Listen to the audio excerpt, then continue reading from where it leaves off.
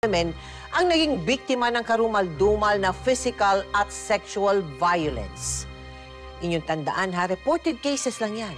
At hindi kasama yung libu-libu pang biktima na sa kahihiyan, hindi na nagsumbong sa mga awtoridad.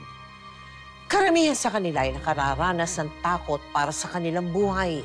At yung tinatawag na clinical depression, na madalas ay humahantong sa tuluyang pagkasira ng kanilang mental health at ng kanilang kinabukasan. Isa na rito ang tampok nating nakakaantig na kwento ng isang babae na dumaan sa napakatitinding pagsubok pagkatapos siyang mag-gang rape sa edad na 14. Ating pakatutukan kung kanya ba itong nalagpasan dito sa aming episode na pinamagatang From Hooker to Housekeeper. Kwento mo nga sa amin yung krimen na nangyari sa'yo nung 14 years old ka. Nung 14 years old po ako, night school po ako. Oo. The time na noon na hindi ako nasundo ng papa ko, kaya ako na lang mag-isa po ang umuwi sa amin. Yung sa school po namin, dalawa ang gate po. So dito ako dumaan sa back door ng gate, pangalawang gate. Tapos tapang naglalakad po ako,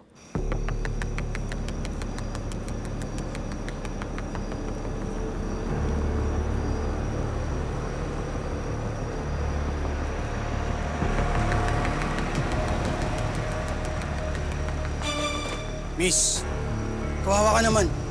Ang ganda-ganda mo, naglalakad ka. Gusto mo, atid ka na namin pa uwi? Hindi na po, kaya ko na po. Sandali, sandali. Yan ang gusto ko eh. Magalang. Bitawan niyo po. Ilang taong ka na ba? 14 lang po ako. Sariwa, sariwa. Jackpot! Bata! Halika! Sumigaw ka pa! Ba makakangit sa'yo dito! Bilis! Pasok nyo! Sa'yo! Pasok! Sa'yo! Dito! dinalan po nila ako sa place na bundok, yung Kaling Place. Sumama ka, dinala ka doon sa bundok. Opo. Doon po, pinapasapasahan na nila po ako. Merong isa po na tumurok sa akin ng droga. Inindiksyonan po ako. Tapos po, sinuntok nila yung sikmura ko. Wala po akong nagawa noon.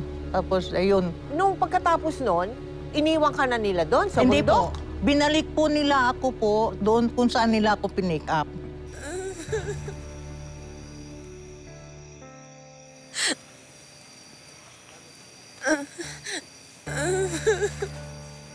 Diyos ko, ano ba to? Dugo. Uy. Be, ano nangyari sa'yo, Beneng? Sinong gumawa sa'yo nito? Ano nangyari sa'yo? Ano nangyari sa'yo?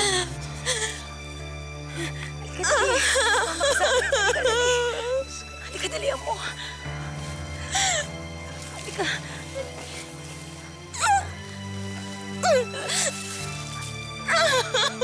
Dahan-dahan, halika.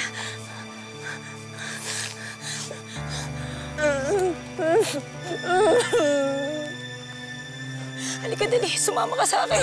Diyos ko. Halika, dali. Halika, dali. Ay, Diyos ko. Ano ba nangyari sa'yo? Ayun, dinala niya ako sa hospital. Iniwan na lang niya ako. Kasi may pasok pa siya. Mula noon, iniwan niya ako, hindi niya ako binalikan.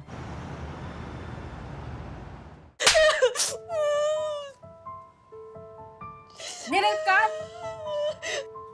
Ano ba't tinago mo yan sa tatay mo? Tinago mo yan sa amin ng tatay mo na ilang taon? Ano ka ba?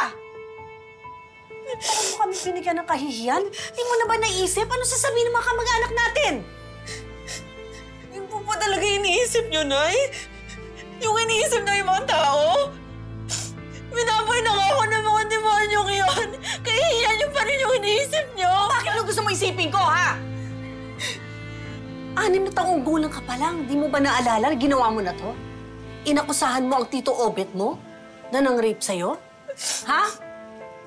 Ano po may iniisip nyo, Nay? Nagawa-gawa ko lang yun? Hindi ako nagsisinungaling! Sabihin na nating totoo yon. Kasalanan mo pa rin. Alam mo na nga may diferensya sa utak yung tito mo eh. Lapit-lapit ka pa. Hira ka.